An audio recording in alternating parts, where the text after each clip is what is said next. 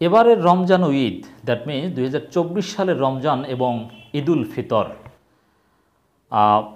এই দুইটা গুরুত্বপূর্ণ ধর্মীয় এবাদত এবং উৎসব থেকে জামাত শিবির রাজনৈতিকভাবেও অনেক চমৎকার অর্জন তারা নিজেদের ঘরে আনতে পেরেছে। আমি 7টি অর্জন পয়েন্ট আউট করে বিশ্লেষণ করব, যেটা জামাতের রাজনীতিতে যুগান্তকারী এবং জামাতের সাংগঠনিক অগ্রগতির ক্ষেত্রে গুরুত্বপূর্ণ ভূমিকা পালন করবে। এর সুফল ডেফিনেটলি জামাত পাবে। দর্শক, রমজান রহমত, মাগফিরাত, বরকতের মাস। এটা যেরকম এবাদতের মাস, বরকত বা অন্যান্য দিক থেকেও এর আলাদা ফায়দা রয়েছে, রাজনৈতিক তাৎপর্য রয়েছে। তো জামাত সবসময় এবাদত রাজনীতি পারফেক্টলি যার যার অবস্থান থেকে দুইটাকে কম্বাইন করে এটা করার চেষ্টা করে। এবাদতের জায়গাও ত্রুটি রাখতে চায় না এবং রাজনৈতিক কার্যক্রমের ক্ষেত্রেও ঘাটতি হোক এটাও চায় না। এর মানে এবাদত করতে গিয়ে আমি রাজনীতি বিমুখ হলাম আর রাজনীতি করতে গিয়ে আমি এবাদত বিমুখ হলাম, এটা না। পারফেক্ট কম্বিনেশন, এটা জামাত সবসময় খেয়াল করে, জামাতের ফিলোসফি এটা। তো এবার 2024 সালের রমজান এবং ঈদ আমি মনে করি এটা জামাতের জন্য রহমত হিসাবে কাজ করেছে। অনেক বড় বড় অর্জন হয়েছে। দর্শক, আপনারা জানেন যে সেই 2010 সাল থেকেই জামাত তাদের শীর্ষ নেতাদের কারাগারে রেখে ঈদ করতে হয়েছে, রমজান পালন করতে হয়েছে এবং একের পর এক নেতাদের হারিয়েছে।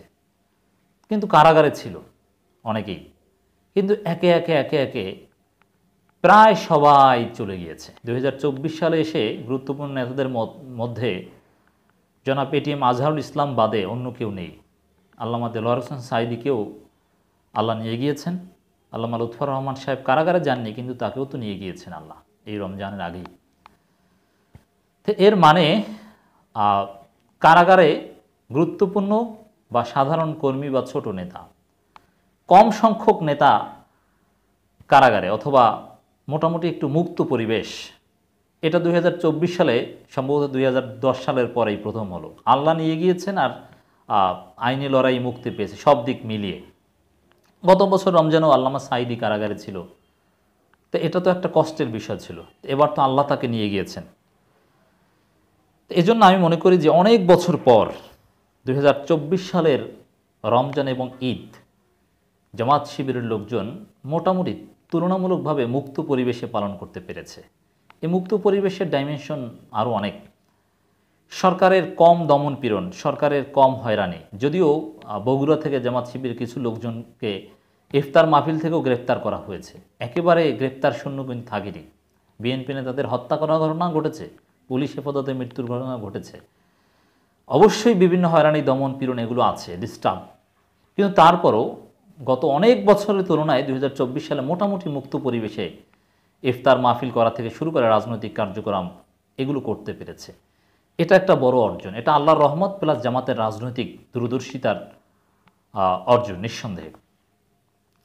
এবং আরেকটা গুরুত্বপূর্ণ অর্জন, যেটা রাজনীতিতে অবশ্যই একটা ডিমার্কেশন, অনেক বছর পর আপনারা জানেন যে সোনারগাঁও হোটেলে জামাত ইসলামী ইফতার মাহফিল করতে পেরেছে এবং জামাত তাদের রাজনৈতিক যে অনড় অবস্থান এবং তাদের যে ধৈর্য ত্যাগ, তার ফলে এত বছর যারা জামাতকে দাওয়াত দেয়নি ইফতার মাহফিলে, তারা এবার জামাতকে দাওয়াত দিয়েছে। 12 দলীয় জোট, বিএনপি, আরও অনেকে দাওয়াত দিয়েছে, গণ অধিকার পরিষদ, এর মানে লেবার পার্টি, আর অনেকে, মানে বিরোধী দল বলতে যাদেরকে বোঝায় তারা সবাই জামাতকে দাওয়াত দিয়েছে। তো এটাও একটা জামাতের অর্জন যে জামাত রাজনীতিতে বিরোধী বলে অনড় থেকেছে, দালালিতে লিপ্ত হয়নি, হতাশ হয়ে রাজনীতি ছেড়ে দেয়নি বলেই গুরুত্বের সাথে জামাতকে গুরুত্বপূর্ণ সব বিরোধী দল এই রমজানকে কেন্দ্র করে দাওয়াত দিয়েছে। অতএব এটা জামাতের অর্জন। জামাত অনড় ছিল বলেই মূল্যায়ন পেয়েছে, দাওয়াত পেয়েছে। হতাশ হয়ে রাজনীতি ছেড়ে দিলে বা আওয়ামী লীগের দালালি শুরু করে দিলে কিন্তু এভাবে দাওয়াত পেত না, মূল্যায়ন পেত না। এবং জামাতের রাজনৈতিক গুরুত্ব 2024 সালে আরও বেশি প্রতিষ্ঠিত হয়েছে। এই যে বিএনপির দাওয়াত বা অন্য সবার দাওয়াত, এবং হিসাব নিকাশ করে সবাই দেখলো যে আসলে জামাতকে বাদ দিয়ে সম্ভব নয়। ভারতের আধিপত্যবাদ বিরোধিতার রাজনীতি বিরোধী বলায় প্রতিষ্ঠিত হওয়ার পর জামাতের গুরুত্ব 2024 সালে বেড়ে গিয়েছে। এখন সবাই জামাতকে চায়, জামাতের কাছে আসতে কারো কোনো আপত্তি নেই। অনেক আনুষ্ঠানিকতা বাকি, কিন্তু আপত্তি নেই। কারণ ভারত যে কাউকে জাগিয়ে তুলবে না, ভারত যে আওয়ামী লীগেরই হয়ে থাকবে, এটা একেবারে দিবালোকে স্পষ্ট হয়ে যাওয়ার পর জামাতের রাজনৈতিক গুরুত্ব 2024 সালের রমজান এবং ঈদ উপলক্ষে বা এই রমজানে কিন্তু এটা আনুষ্ঠানিকভাবে বেড়েছে। রমজানের আগেও কিন্তু এভাবে আনুষ্ঠানিকভাবে জামাতের গুরুত্ব বাড়েনি, কিন্তু রমজানে বেড়েছে। ঈদের কথা যদি ঈদেও যথেষ্ট ফ্রিলি জামাতের লোকজন ঈদের নামাজ আদায়, ঈদগাহে দাঁড়িয়ে বক্তব্য দেয়া এবং জনগণের সাথে যোগাযোগ করা, নেতাকর্মীদের পারস্পরিক মুআমালাত মুআশারাত প্রকাশ্যে এটা যথেষ্ট ফ্রিলি করতে পেরেছে। এবং চতুর্থ গুরুত্বপূর্ণ অর্জন, জামাতের বিভিন্ন রাজনৈতিক কর্মসূচির অংশ হিসেবে দান খয়রাত বা উপহার সামগ্রী বিতরণ, জাকাত কালেকশন বা এগুলোর পরিমাণও আগের চাইতে, গত কয়েক বছরের চাইতে যথেষ্ট বেড়েছে এবং বিপুল পরিমাণ আর্থিক সহযোগিতা নানান খাতে, জাকাত ফান্ড থেকে এবং তাদের সোশ্যাল ওয়েলফেয়ার ফান্ড থেকে নানানভাবে তারা দিতে পেরেছে। এই পরিমাণটা ছিল যথেষ্ট সন্তোষজনক এবং 2024 সালের বাজেটও আগের যে কোনো বছরের চাইতে, অতীতের যে কোনো সময়ের চাইতে এই সোশ্যাল ওয়েলফেয়ার সেক্টরের বাজেট জামাতের বেশি। অতএব এটাও একটা বড় অর্জন। 5 নম্বরে, জামাত সামনের উপজেলা নির্বাচন নিয়ে যথেষ্ট প্রস্তুতি নিতে পেরেছে। উপজেলা নির্বাচনে সম্ভাব্য প্রার্থীরা পুরো রমজান মাস জুড়ে ইফতার আয়োজনের মধ্য দিয়ে সাংবাদিকদের সাথে মতবিনিময়ে নানানভাবে প্রস্তুতি নিয়েছে বা অগ্রগতি হয়েছে এবং জনগণের সাথেও যথেষ্ট যোগাযোগ করতে পেরেছে। ঈদ উপলক্ষেও যথেষ্ট যোগাযোগ জামাতের সম্ভাব্য উপজেলা নির্বাচনের প্রার্থীরা করতে পেরেছে। এটা একটা অবশ্যই গুরুত্বপূর্ণ অর্জন। এবং আরেকটা বড় অর্জন যে জামাতের গুরুত্বপূর্ণ অনেক নেতারা এবার বিদেশ সফর করতে পেরেছেন, অনেক বছর পর ওমরা করেছেন, আল্লাহর ঘর জিয়ারত করেছেন, মসজিদে নববীতে গিয়েছেন এবং সৌদি আরবে বিভিন্ন জায়গায় ইফতার মাহফিলে অংশগ্রহণ করেছেন। জামাতের সাবেক ভারপ্রাপ্ত আমির, নায়েবে আমির আর অনেকে এটা গিয়েছেন, যেটা নিকট অতীতে সম্ভব হয়নি। এবছর 2024 সালের রমজানে এটা সম্ভব হয়েছে।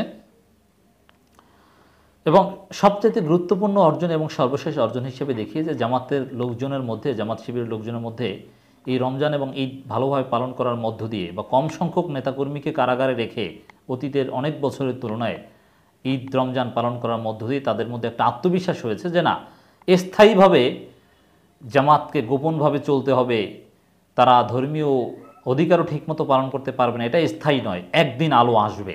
কিছুটা আলো 2024 সালে এসেছে, সামনে আরও সুদিন আসবে। জামাতের লোকজন, জামাতের আমির, শিবিরের সভাপতি এরা সোনারগাঁও হোটেলে ইফতার করতে পারবে, এরা প্রকাশ্যে চলাফেরা করতে পারবে। মানে যেটা একসময় স্বপ্ন ছিল যে জামাতের আমির সোনারগাঁও হোটেলে যাবে ইফতার মাহফিলে, শিবিরের সভাপতি এদেরকে দেখলেই তো ধরবে। এরা তো জুমার নামাজই ঠিকমতো পড়তে পারতো না, গোপনে পড়তে হতো, বাজার করতে পারতো না। এই জন্যে শিবিরের, জামাতের লোকজন অনেক আইডেন্টিটি ক্রাইসিসে ভুগত, কিন্তু না, এদের আত্মবিশ্বাস বেড়েছে। এখন জামাত পরিচয় নিজেরা অনেকে দিতে স্বাচ্ছন্দ্য বোধ করছে।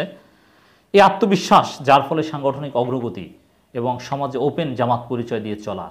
তো এটার ক্ষেত্রে এবার রমজান এবং ঈদে প্রকাশ্যে অনেক জায়গায় ইফতার মাহফিল, মিডিয়া কাভারেজ এগুলোর মধ্য দিয়ে এবং ঈদ সামগ্রী বিতরণ এগুলোর মধ্য দিয়ে জামাত তার আইডেন্টিটি এক্সপোজ করার একটা আত্মবিশ্বাস পেয়েছে বলে আমি মনে করি। অতএব এই 7টা অর্জন জামাতের রাজনীতিতে গুরুত্বপূর্ণ হয়ে থাকবে এবং সামনের দিনে গুরুত্বপূর্ণ ভূমিকা পালন করবে।